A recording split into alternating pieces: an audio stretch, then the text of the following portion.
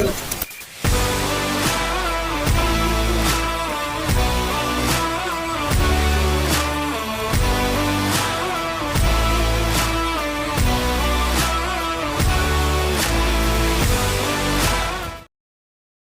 right, it is time for another fun dialogue at First Metropolitan Church. Welcome to, I guess we say First Met TV, where we try to make sure that the Word of God goes forth and that our people, are informed about the many different topics that might need to be addressed and that aren't always addressed. And today we have one of those topics that we need to do more talking about, and that is money. Yes, go ahead and say money, money, money, money, money. I know you love saying it because you want more of it. But the question is what you gonna do with that money when you get it in your hands? That's the thing that has me concerned. It's not we know that our God is going to provide. That's what he do. That's what he do. That's why you eat right now. That's why you living good right now. Our God does his job. Period. That's what the kids say. Period. That's our God does his job. Period. The question is what are you doing as a manager and as a steward? So First Metropolitan has asked an expert to come in and share her wisdom and her experience with us to lead us in this dialogue about what you're going to do with that money, because it is important. So today we're going to talk about money, investments, stewardship, and inheritance. Yes, and inheritance. Don't get nervous if you're an older person and listening. It's just part of the game. It's part of what we do, and it's a part of what you're supposed to be leading according to this same Bible that you be reading and studying. So do your job. Do your job and leave an inheritance. Amen. Do y'all love your boy? All right, good. I hope that you do, because we really do push the element. But today we have none other than the young lady, Jana Hurd. She is from Thrivent. And she has been such a blessing to us over the years at First Metropolitan Church. And we wanted to add her into this dialogue so that she could give us the wisdom that we need to better ourselves. And welcome in Sister Jana Hurd. Hi. Go ahead and give us the overview. What do you do? What's your area of expertise? How did you get to this point? Give us the overview. All right. So thank you again for inviting me, First Met. I am just, again, am thrilled to be here. So what do I do, and who is Jana, and who is Thrivent? So my name is Jana Hurd. I'm a licensed financial professional here in the state of Texas. I'm also licensed to do financial advising and practicing in about 10 other states. So what do I do as a financial professional? Well, it's a very big arena, but primarily I help individuals, businesses, organizations, churches gain financial clarity. So I answer questions like, do I have enough money saved for retirement? How much if I want to send my child to college? Do I have enough insurance to take care of my family if something were to happen to me? Those are the types of questions that I answer for families, for organizations, for churches, individuals, etc. And the company that I work for is very unique. We are a not-for-profit company, but we are a financial services firm. So we are a full financial services firm. So we do everything from provide life insurance products to disability products to investment products. So we do the whole gamut of financial services, and we're not-for-profit. So we started in the Lutheran Church, and we've expanded to all people, but all groups. But the thing about Thrivent is because we did start in the Lutheran Church and as a faith-based organization, that's where our heart continues to be. And we have a lot of programs where we offer different generosity programs with them. So that's what we see. But as we are a financial services firm, so we're offering all financial services. Well, we love one-stop shopping. That is the American way, and it is great to have a company that is filled with individuals like you that offer a multiplicity of services and expertise. And we are thankful for that because we don't have to have 15 people on. We can have one Jana Hurd on and have all of the wisdom that we need in this moment to get something great from this. So we're going to go ahead and start this party off And one of the first things that is out right now, a lot of people are talking about the stock market. And so one of the things that we talked about is that in the past and what you should do. So let's start off by looking at this idea of savings versus mutual funds or just stock in general. So go ahead and jump in and lead us down this alley. And I'm gonna jump in here and there and ask some questions and also ask some good questions as well. Okay, awesome, great. So savings, mutual funds, investment. So I want to talk about this. I'm a little bit of a teacher, so I'm going to talk about this with some key definitions I'm going to give first as I talk through this. So one of the things that people need to understand is that money and time, they go together. So if you have time to grow your money, the power of compounding your dollar, compounding your money, that's very important. So it's not to say that if you get started late, you can't catch up, and you can't, still invest and get to a good point. But you want to understand that time and money, they go good together. So if you start investing little bits of money over time, that compounding value of the money will give you a pretty good outcome in the end. So a couple of terms that we need to understand is, one is interest. And this is when you are earning money on the money that you are saving. So a lot of people feel like, okay, if I go put my money in the bank, any bank, I'm not even going to name names, it doesn't matter, you're earning about 0.01% or 0.01, which is just 1 penny on $100. So if you were to say, okay, I'm just going to go I got this money, I'm going to go put it in the bank. Well, you're going to earn 1 penny on $100 on average over the whole year. So you really need to think about, okay, what are you really doing with that money when you put it in a savings account versus trying to find an investment. So I want to also talk about, okay, you put that money into a savings account, but then you can also take that money and say, okay, let me find another savings vehicle that could maybe help me get a little bit more interest on my money. Remember, the interest is what we're earning off of that money. So a couple things we want to consider. The cost of living. So every year, cost of living goes up between 2 and 3%, meaning that every year it costs you about 2% next year. So even that $100 you had and you earned a penny on, you didn't really get yourself to the next year with it because you only earned 1, but 2% or 3% was the growth. So you're already behind in that savings account. So what you want to consider is a mutual fund or other investments. A mutual fund is a good way for people to get started. I know at Thrivent, we start as low as $50 a month with mutual fund accounts, but you're asking, okay, what is a mutual fund? So it's a group of funds. It's a group of investments. So you can have stocks where you own part of the company with shares, or you can have bonds where you're actually owning the debt of a company, the DEBT of a company, or combinations of those things. And with the mutual funds, it combines it for you. So it might combine, a certain number of technology stocks, a certain number of communication stocks, in with some maybe home improvement stocks. And it combines it into one fund for you.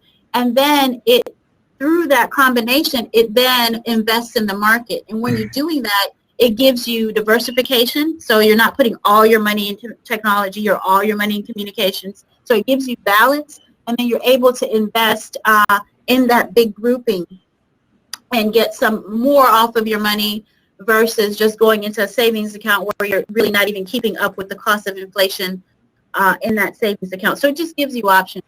And of course, with the mutual fund, like any other investment, you do take a risk because you're putting your money into the market, but you can consider what that risk would be. You can say, you know what, I'm a conservative investor. I really don't feel comfortable losing not even a dime. Maybe I do something more safe, bond type activities, or you might say a little bit more risky. I'm more of a moderate, so you might consider a combination of stocks and bonds. And then you might just say, you know what, I'm just going to go for it. I'm going to jump in here and I'm going to ride this thing out. So you might say, okay, I'm more of an aggressive or moderate aggressive investor. So you would have to just work with your financial professional and figure out what you're comfortable with. But all in all, you want to remember that as you have money and you're putting money account. Savings account is really not doing much for you as far as interest. You want to get your money into some type of investment, and you can do that as low as $50 a month with some of the options that we have at Five and at other companies as well. Now, I like what you're saying because, in general, we've been actually taught savings account. Matter of fact, we're just getting to the point where we start thinking savings account because, if we honest, Jana, just a few years ago or maybe a generation ago, we were stuffing stuff under the mattress. Yeah. Come Yes. on now. We still had it in the Yes. mattress, under the floorboard, in some little weak area of the house. And we Yes. were doing these type of things. But now we do understand that, look, that we do have some security in some of the in the banking industries. And so we can put our money in these savings account. But when we start saving back in that time, the interest rate was a lot higher. Now, Yes. the interest rate is not as competitive. So I love what you're saying about really Mm-hmm. being thoughtful about the new things that are coming out that allow us to make more money and to be a Yes. little bit more strategic with our money, because in this case, it could be just a little lazy to throw your money into a savings account when you can do just another 30 days worth of research and find something that makes your money a lot more effective. Now, I wanted to ask you this because there are a lot of apps that are out right now that are Yep. allowing people to invest in opening up the market to people. Even buying policies is Yes. becoming easier. So help us to understand, because there's a lot that goes into it. And one of the fears that I have is that the apps make things so simple that someone could click at 2 o'clock, spend $50, and then have Yep. $5 left at 3 o'clock. So talk to me about these apps. Yeah, yep. So we have been getting a lot of questions about the different apps and the different, so easy, you can invest here and do here, do this and do that. I had a client the other day tell me, I invested $300 last night in some kind of Bitcoin or whatever that she was doing, just because she got a request on the internet or whatever about it. So the thing to know is some of these things are really good, and you can do a lot of it on your own, but you really need to consider, do I have the education to really make these decisions? So financial education, just like any other education, I wouldn't make a medical decision and just go pop on the app, oh, I'm going to start taking this type of medicine just because that one looks like it might work for my situation, because I don't know anything about that. So I always tell folks, if you feel you're comfortable, maybe you've met with your financial professional, you guys have talked about, your risk tolerance and things like that, and you see something that comes up that you feel like is a good fit for you, then yes. But if you're just jumping in there because they're saying just click 1, 2, 3 and all this other stuff, I would not do that, because it is your money, whether it's $1, 50 cents, or a quarter. You work for it and it belongs to you, and you want to make sure that it's being applied and used as you want it to be. Well, Jana, you do know, and I know you're well aware Yeah. that many of us Yes. swear by Google.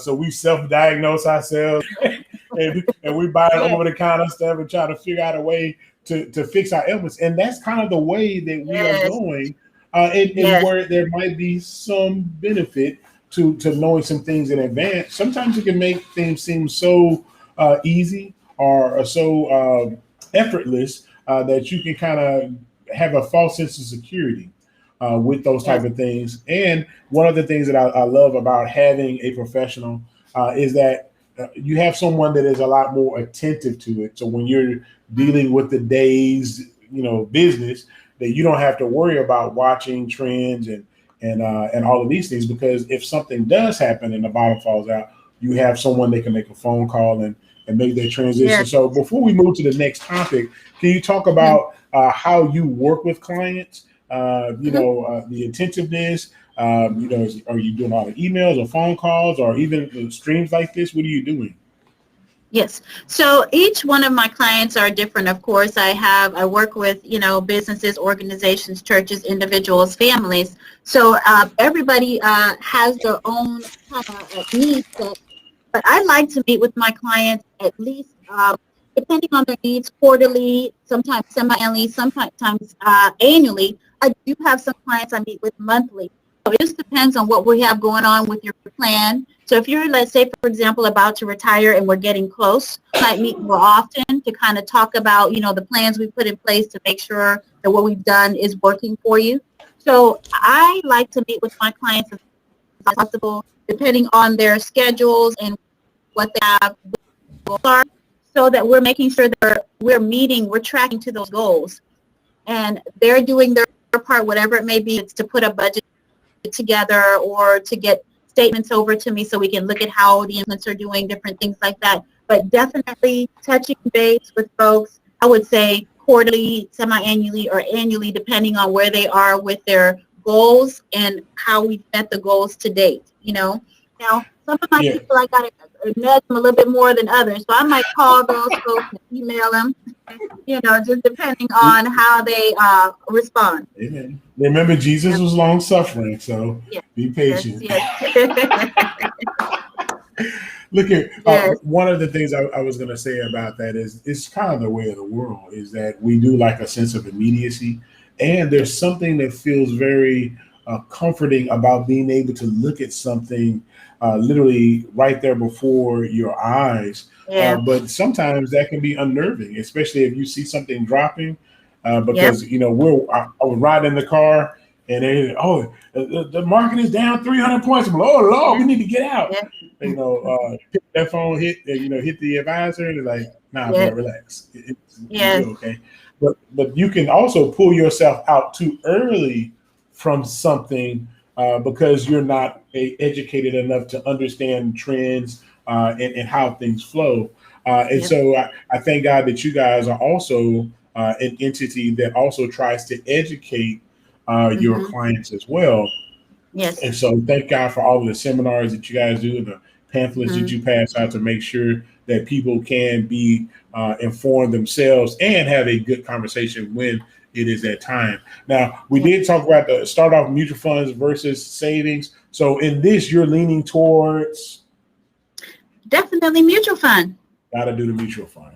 You've got to. Savings account, you're not earning a dime. You're not even keeping up with, you're literally not earning a dime. You're earning a penny on $100, if that. So what you want to do is get your money into some type of bond, some type of stock. We'll have to do the risk assessment, of course, to see, you know, whether you are comfortable, you know, if you'll be able to sleep at night if you see a couple of dips and things like that.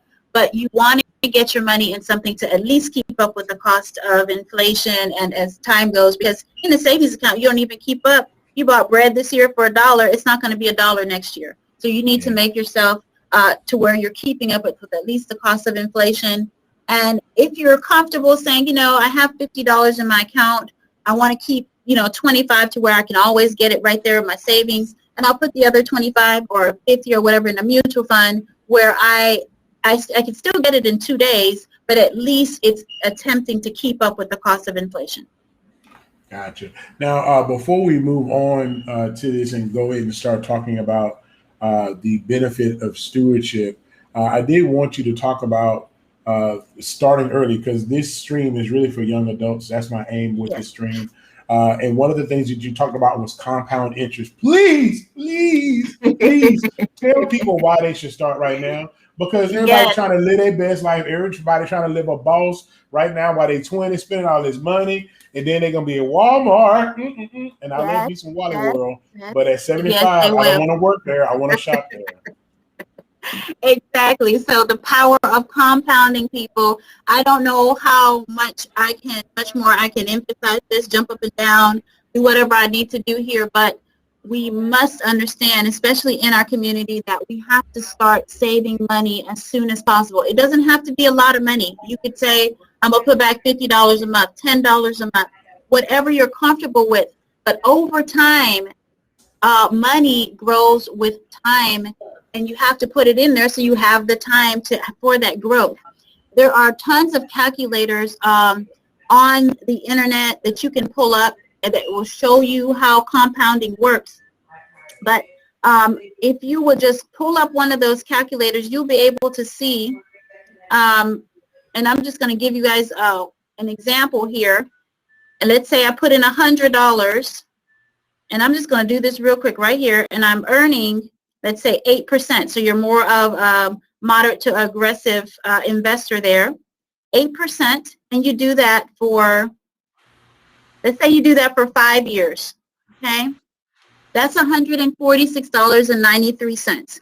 Wow. Now, if you were to put that same $100 in the savings account that we talked about where you're earning 0.01, that's 5 cents. That's a big difference.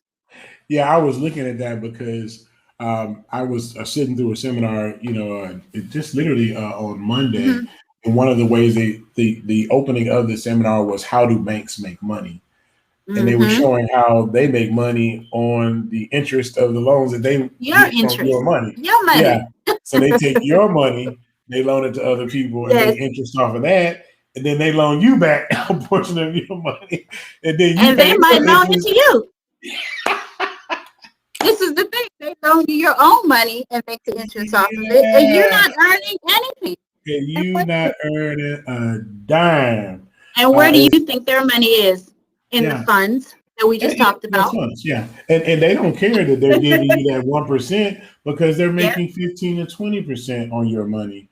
And Yes. so they're it's a win-win. They'll give you they can bump it up to 5 or 6 and still be Yep. making out like bandits.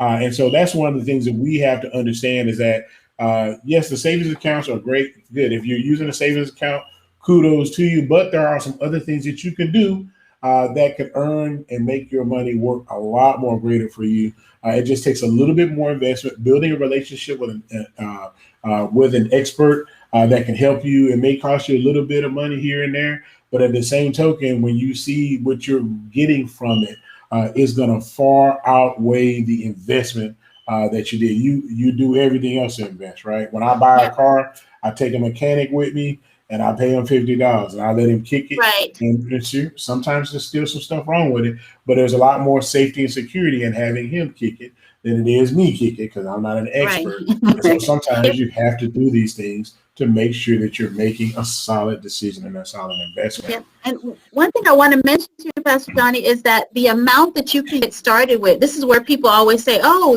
this all you need? You can get started as low as $50 a month with a mutual fund. You don't have to have a whole lot of money. I think there's a misconception that you have to have a whole lot of money to get started. You don't. You can get started very, with a very, small amount and still start making some progress over time.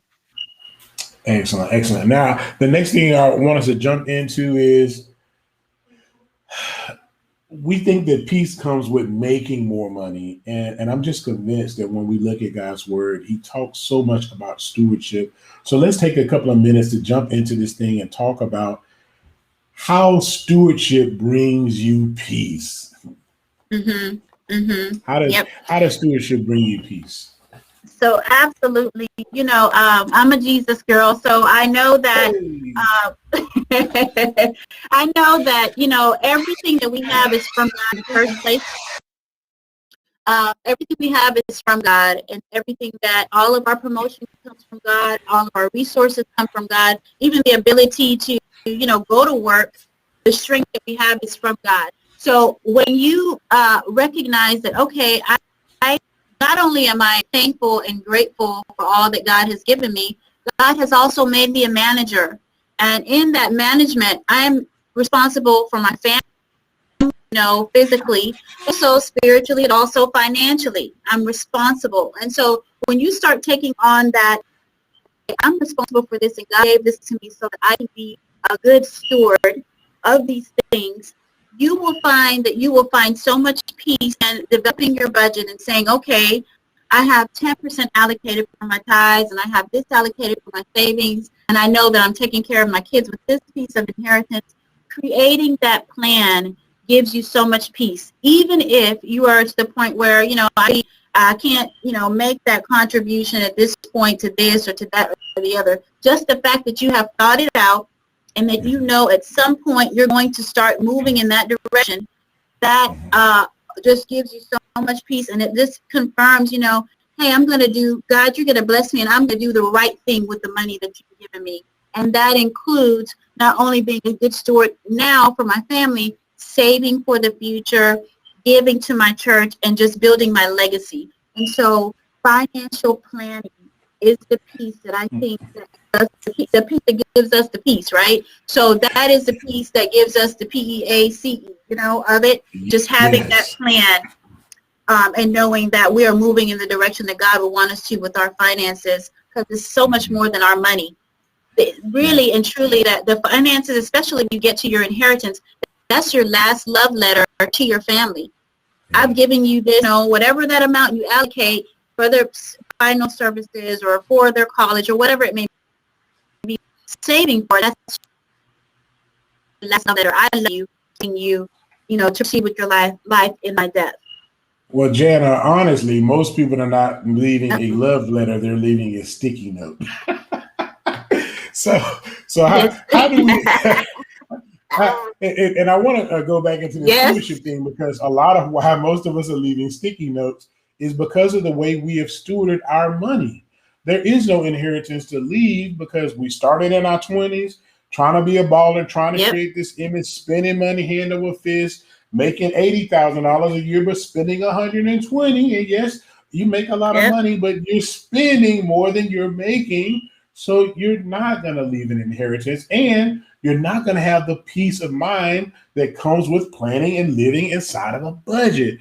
So Yeah. that's why your anxieties are high. And so Yep. some of what we can relieve from the stress and anxieties that we go through is just by being good planners, and then being also being good stewards. And so, do you have a rule of thumb of how much you would advise people to live off of? You make 100%, or there's some general things that you would advise people to do as far as some buckets or some percentages that might lead towards this piece?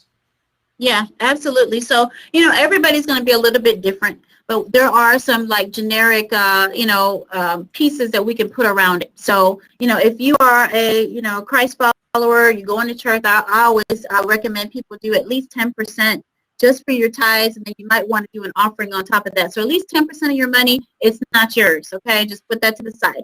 Then you have your, what they call your income that's not disposable, that you have to use for rent, car, different things like that. So they always recommend that number doesn't go above 60% at maximum.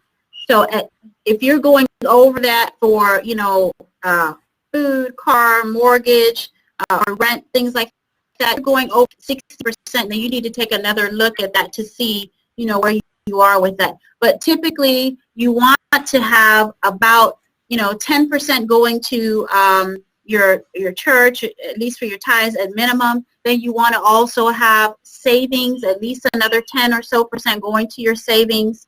And then you want to have some kind of wiggle room in there, another 10%. And then if right under the 60 and under, you want to take care of everything that you need to, that are the things in your home that you have to do, your utilities, your car, your home, things like that. So that's typically how they break it up. Every family, businesses, churches, and you kind of to work it that way. That's a general rule, about 60% on your must-haves, and then the rest you split up. The other 40%. So that 40, can we put in a bucket for stunting? Because a lot of what we like to do is just let people know we got it. We like to create an image of ourselves so we can, let everybody know we live that good life, that blessed and highly favored life. Let them know the Lord looking out of His children, right? And so when we look at the entertainment, one of the things we can also talk about, and I was talking to my daughter about this, is how this stewardship and being aware of all of what you get with being attached to certain companies, and how sometimes we don't even use all of the benefits. They may give you a certain amount of points, or they may offer you a stay at a place for being a part of their services, and just the different amenities that come along with companies. How can we do a better job of researching those things and utilizing those things to allow us to experience some of this without taking on the full financial brunt of it and digging ourselves into debt? Yep, absolutely. And this brings such a good point. This is something that we do a lot of. So I'll take, for example, when somebody is working at a company, because I get a lot of these situations where people will come in and say, oh, well, I didn't read my whole financial package, or they didn't go over the whole thing when I got hired, and I didn't realize that I could match, or I could do this, or could do that. So the first thing in wherever you get started, whether it be working at a new job or you're signing up for some type of new product, just making sure you understand the benefits of it. So many people say, oh, well, I signed up for that, but I don't know what it does. Oh, no, we got to stop doing that. And we've got to start looking at these policies that they give us. And if we don't understand, calling those customer service centers saying, hey, I don't get this. What is it that I signed up for? And making sure we're taking advantage of those benefits. I just had one young lady, I just started working with her. Her family, no one in her family has ever had a financial professional, so she didn't even know anything about it. But she went and started a new job, provided me her benefits package from her company, and we went through that line by line together and made sure that she is taking advantage of all of the items that were free to her and her family. Yeah. And so you have to make that step. My wife recently, we were refinancing our home. I told you about that. Mm-hmm. And so the company that we were refinancing with said, hey, look, if you want to bring your mortgage down, you need to look at your insurance because we're down pretty low. And so she went out and got some quotes, and our home insurance and our car insurance was bundled together. It was $6,000. Yeah. It was crazy. And so it was like, oh, wow. So she went out and got some quotes, $3,000, $2,500, $2,700. Yep. So then she called the current guys and was like, hey, yeah, I'm going to need my money back. We switching. And then all of a sudden they had some sense, Jana. Oh, do you see they had some deals once you did that? Yeah. The Lord moved on their hardened hearts and spoke to Pharaoh. Quickly. Hey, come on now. So sometimes we need to call and negotiate and be a little bit more aggressive. Yes. Can you talk about that? Yes, absolutely. And this, actually, I just went through this with another client, and it was with credit card companies. So she had several credit cards. During COVID, her business wasn't doing as well. So apparently, they had to have some. You got to have, $7,000 or whatever it was. They have to have that, or else, they won't be able to do anything or help her. So we sat down. We made a financial plan. We got back, and she was like, "Okay, I could do $300 a month or whatever the amount was." Now all of a sudden they can do that. So it is, you have to be able to push back and ask questions and get education that you need, because a lot of it is we just don't know. We just have not been exposed to enough in the financial community to really stand on our own and have some of these follow-ups. We just don't know what we don't know. Now, for me, because I look at a lot of different budgets and a lot of different amounts, I can look at an amount and say, hey, that looks high. You paying that much? That looks kind of high to me because I see it all the time. But if I was working in another industry, I wouldn't know what's high or what's low. If I was a teacher or, doing something different. So just making sure we're doing that research. And now with the internet, you can just type something up and check real quick. It's worth it to check because all those dollars, they matter. Think about the money you're going to save off of that insurance now, what you could do with children, what you could do for yourself, home improvements, open that up. And the other debt that it can be applied to. The other debt that it could be applied to. And one of the things I wanted to say, and I know this was my case, especially in college, they call it product loyalty.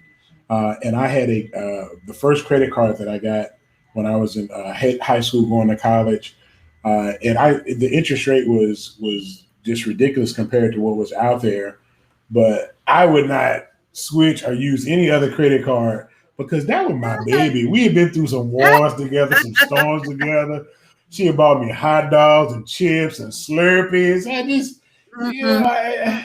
I just couldn't see moving on from her because she had been so nice to me. And there are so many of us that fight with this product loyalty. How do we break that mindset? Because they actually depend upon that to make money and to increase rates without us moving. Yes. So every year you need to look at those rates. I mean, sometimes they're just creeping up on you, even if you are paying, as you should and all that, they're creeping up those rates. You can't have those types of loyalties. They're not loyal to you when they're raising up those interest rates. No. So you need to be thinking about it the same way. Hey, I need to think about my family. I need to think about my business. All this is nothing personal. I've got to look at this, my finances as a business. I owe God his money, and I owe my family or my business or whatever the amount that I need to, save or or consider whenever I'm working through my finances. So all of these bills and credit cards, we need to be looking at these things all of the time.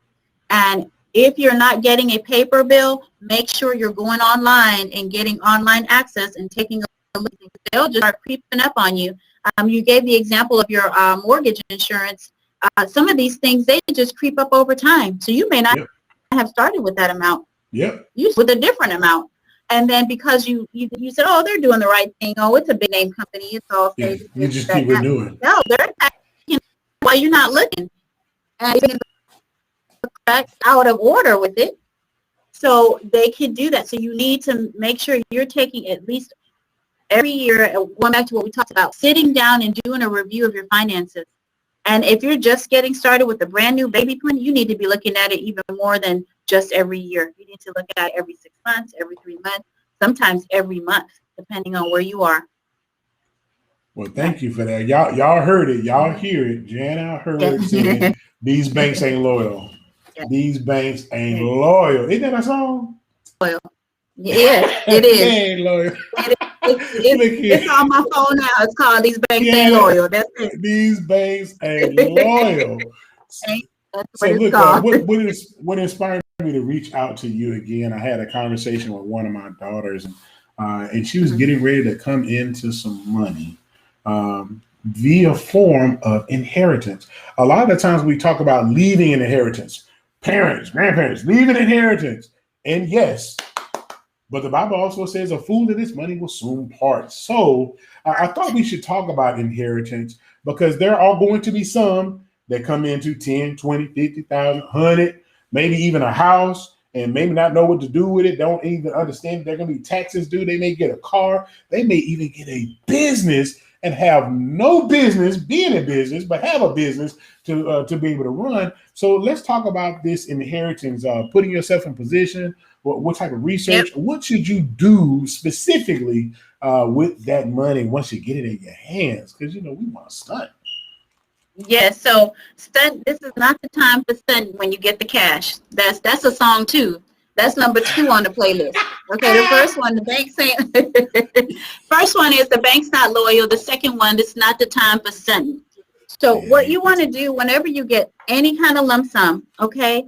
Now, remember, you already have your budget in place. You already have what I call a financial snapshot. So you'll have a list of, what are my debts and what are the things that I owe to different people? What are the interest rates on my different credit cards? So you come into this lump sum. It could be your stimulus check. It could be from a family member. It could be wherever that source is. You get this chunk of money.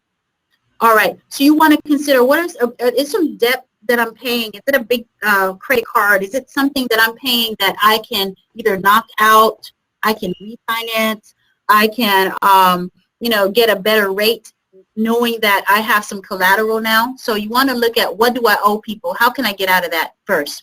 Then second, how can I make an investment for the future? There are so many products, annuity products, mutual fund products, life insurance products that you can buy with a lump sum and then just have it sit and grow for you. And it's an asset on your financial portfolio. It'll be an asset for you. And then it'll also be a way for you to gain some interest on this money. So it's not the time to figure out any purses and shoes and cars you can buy when you come into money. It's time to sit down and say, what do I owe somebody? Because I don't want to be a slave to owing anybody. Then how can I make this money make me some money? At least make some interest, keep up with inflation, and then make an investment in the future, retirement. Maybe you create your own, insurance plan for your family out of that, or you create a bucket of money where you're earning some decent interest that you can pull from in the future. So whatever it is, I don't care if you come into $100 and you didn't know it was coming. Okay, now you have this $100. You have your budget. You have your snapshot in place. Let me take a look at these things. Let me sit back. Just because I got it in, that's the third song on there. Just because I got it yesterday, I don't have to spend it. Okay, that's third playlist. We gonna have a long playlist. You ain't got to spend it. Just because you got it, you ain't got to spend it. That money burns a hole in our pockets. And especially if you've always been under distress and you feel like Yes. you've never been able to really enjoy what money brings. And so when Yep. that money comes into your hand, the initial thought is, what can I do with it? So do you have a rule of thumb on how long you should sit and think and plan? Should you at Yep. least give it 60 to 90 days, or do you increase according to the amount? It's like, look, if you get $100,000, you don't touch it until, You wait until a you whole live on year. it.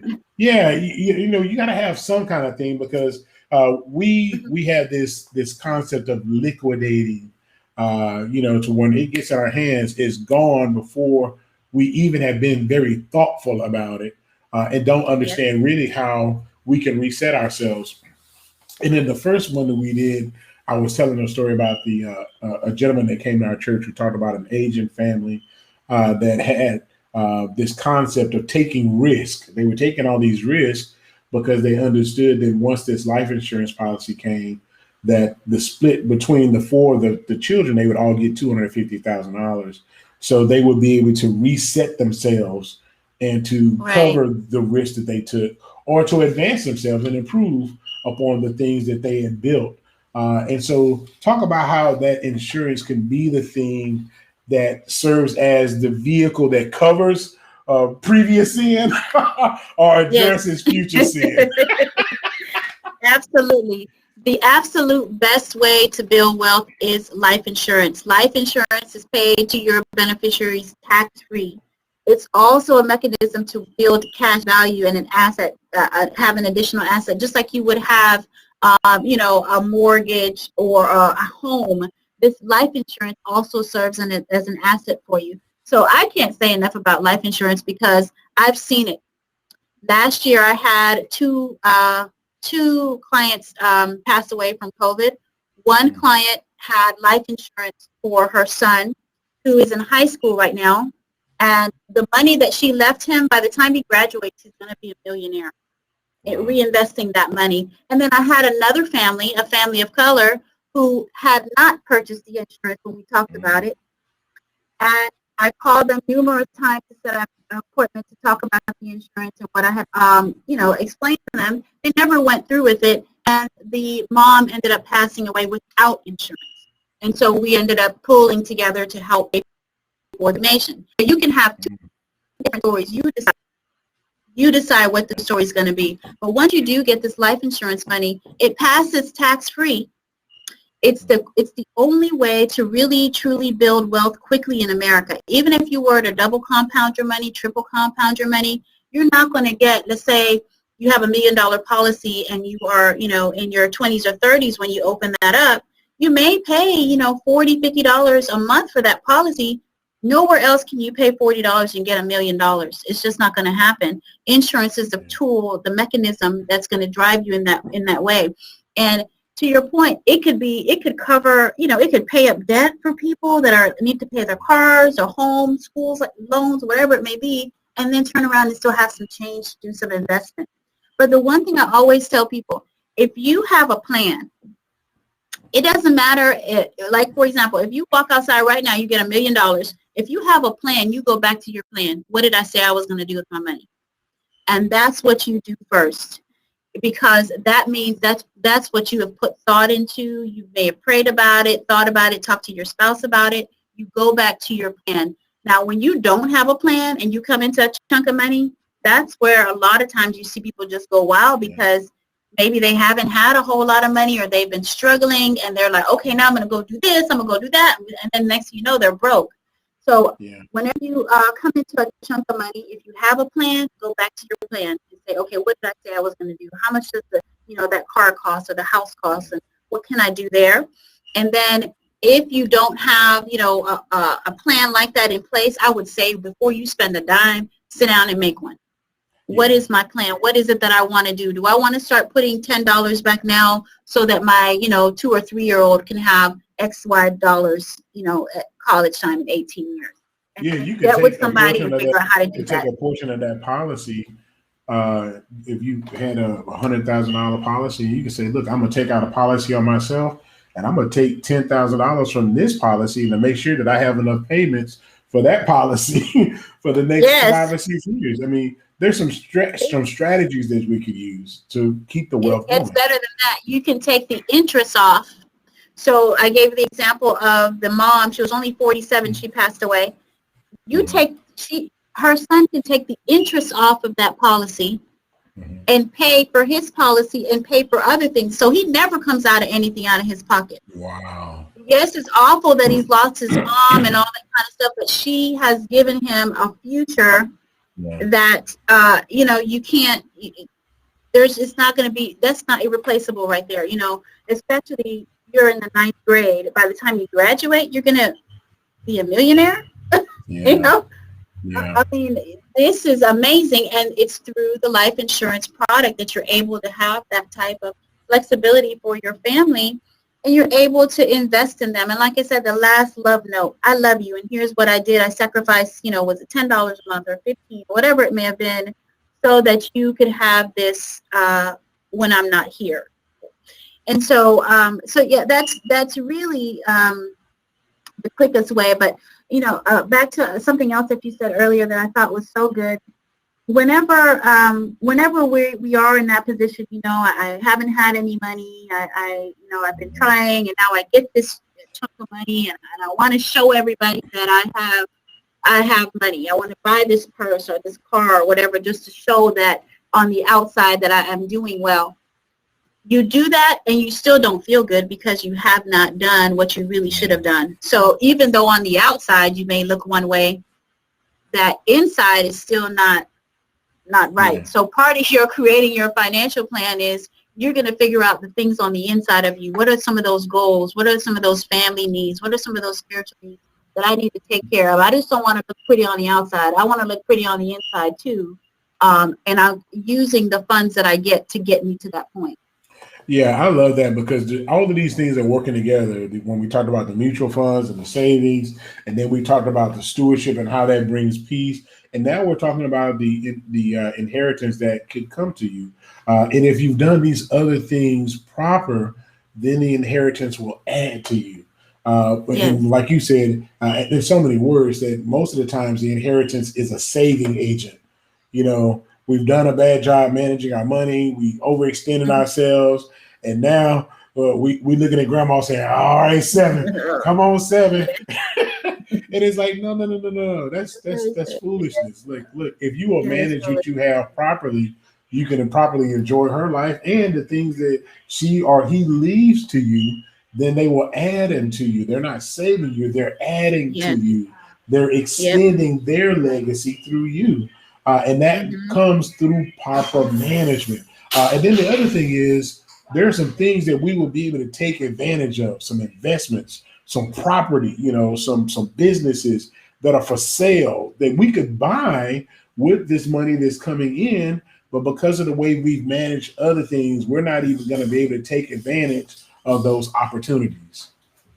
Yep. And then a big part of that, too, is something you mentioned, too, about the taxes. And whenever you do get inheritance, depending on what the source was, understanding the tax implications of that as well. Yeah. And that's the thing, one of how most of us get that lump sum is through those scratch off. Come on, scratch off. Hey. But when that scratch off comes through, like you said, that tax is gonna be like, come on, scratch off. Yep, exactly. But with the insurance, there is no win, there is no lose, there is just a win because you're making a strategic investment in the future, and it will pay you, and your children won't have to be worried about the taxes. Now, I do want to talk about the taxes also for a point, because we're in a situation now where we're even having to plan because some of us are going to inherit land, inherit houses, inherit businesses, and a lot of us lose those things is because we don't do our proper research and understand taxes. So how are you able to, as a planner, help people sit down, put together that piece so that they can understand, yeah, Granny left you 2 acres, and every year these 2 acres is going to run you X amount of dollars. So now we need to put into your budget to save X amount of dollars. Exactly. So part of your financial plan, I normally do it in steps with people, but you start off with your financial snapshot, just kind of listing out, what you have and what you owe, things like that. But then as you move in that financial plan, you have to come up with what we call a tax efficiency plan, where you're going to list out your assets, and we will talk about specifically what's a capital gain tax, meaning the higher taxes that you have to pay, or what is ordinary income based on your income. And then also, as time goes, if your salary changes and you get bumped up into a different bracket, what are some things that you can do with your business and personally to take advantage of some of the tax breaks that are out there? Because there's definitely breaks out there. And it's all about, again, having that plan, even the types of investments you consider. So do I do a Roth IRA, or do I do a traditional IRA? Do I do a municipal bond, which is free from federal tax, or do I do some of the bonds, corporate bonds that are taxed? So all of that we have to look at when we look at what tax bracket are you in. So that actually comes a little bit later. So I normally do the regular planning and then add on the tax efficiency plan, but it just depends on where that person is. But definitely part of your financial arsenal, of a review of all your financial items, will be your tax efficiency. It's so important because you could lose a whole lot of money if you don't know what you're doing with your taxes for breaks that you could have had. I mean, they belong to you. They're yours. You just have to figure out how to get to those quote unquote promises. You got to get to those promises. Mm-hmm. And I thank you for saying that, because honestly, most of you are probably like me. And the last time you heard of a loophole was when you were learning how to tie your shoes. But there are some things, amen, that are available to us. Much like Jana said earlier, when you start with a new company, or when you start a new relationship with a lender, or whatever that relationship is, you want to make sure that you have a full knowledge of what comes along with it. Even if it's a toaster, I want my toaster. Give me my toaster. Yes. Give Give me it my to me. toaster. Yeah. Give me. I'll Yeah. stop by and pick it up. Exactly. I'll stop by and pick it up Like you because probably paid for it. I don't pay for it anyway. Come on now. Right. I'm gonna get my toaster. And we need to be thinking like that as well, because Yeah. there's some things that come along with the relationships that we have. But most of the time, much like our phones, we don't use them beside the immediate function. And so there's a whole lot that goes into the relationship that goes to waste. And so that's part of the word that we use in the middle of this dialogue is stewardship. Part of the stewardship is not just counting the coins, but also managing the relationships that you have to such an extent that they are being used to their fullest extent. So, Jana, tell us how we can use our relationship with you to the fullest extent. Yes, so what I would love to do is to meet with everybody and just have a financial consult. And I don't charge for any of my consults, so it's completely free. It doesn't cost you anything, and I might even buy you lunch or dinner. So, Hey! so basically what we do in that meeting is just talk about you. What are your financial goals? And then a lot of times I like to do a little bit of education on teaching how you can start to build up your own financial arsenal. So if you are not working with a financial professional and you want to, I would love to work with you and just, have you come in and, I can hear somebody's having a whole conversation. I know, right? I'm That. sorry. I had. Go ahead and say that again. Okay. No, I was just going to say, so I would love to meet with you. I don't charge for my consults, and do a consult where I sit down and talk about your financial goals, talk about, kind of where you are at, and we come together and we develop a plan for you. And a lot of times that could be, a plan for right now, just because you need some emergency things to get going. Or sometimes it's, as you mentioned, I'm getting some land. How can I start planning for my, tax efficiency when that does happen? So just having that financial consult, sitting down and talking about, what is it that I need to do to get started on my financial journey? Because it's just that. And it will run you your whole life. So, it's not you're just going to sit down one time and you're done. No, because things change every year. You might have a new baby. You might go through difficult family time. You might, come into some money, or you might lose some money.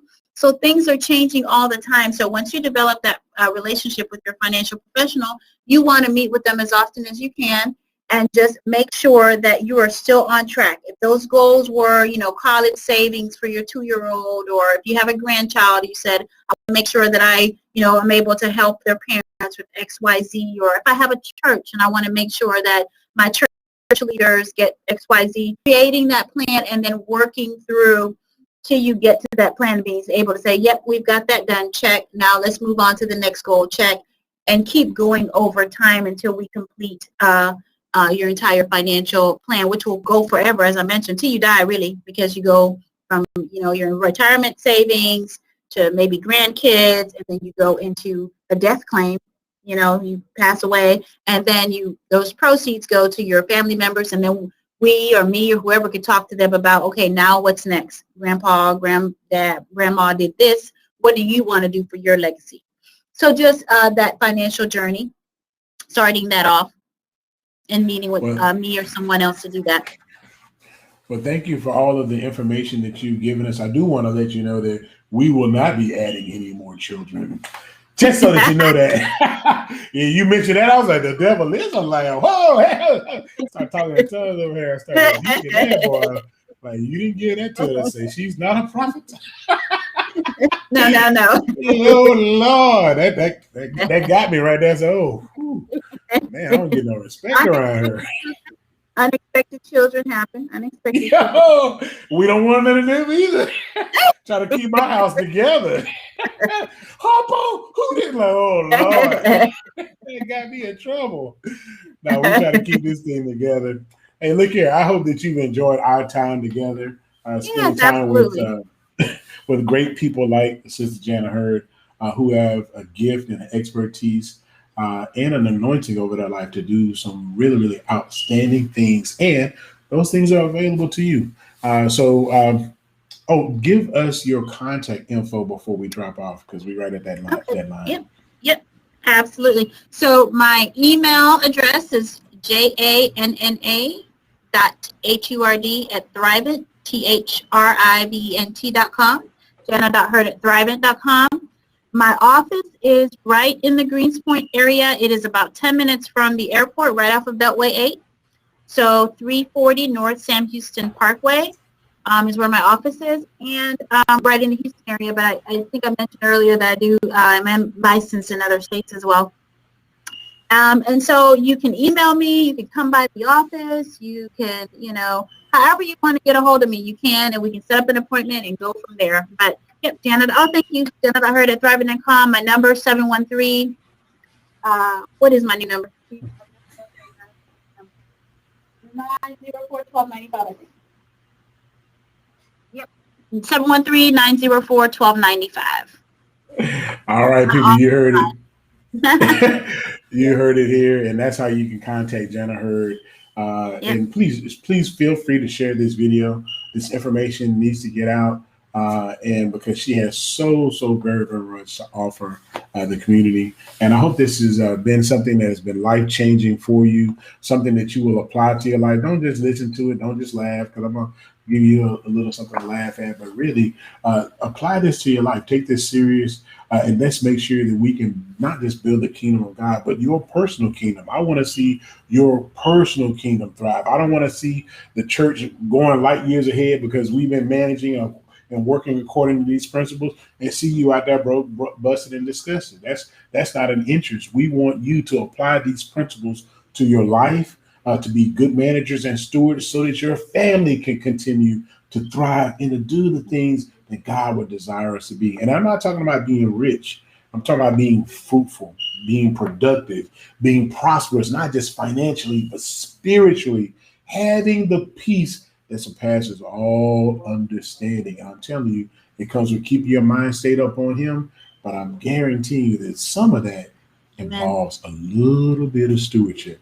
And if you do that, man, I'm telling you, life is going to get better. Hey, I love you. And thank y'all for hanging out with us today for another time in each other's presence. Yes.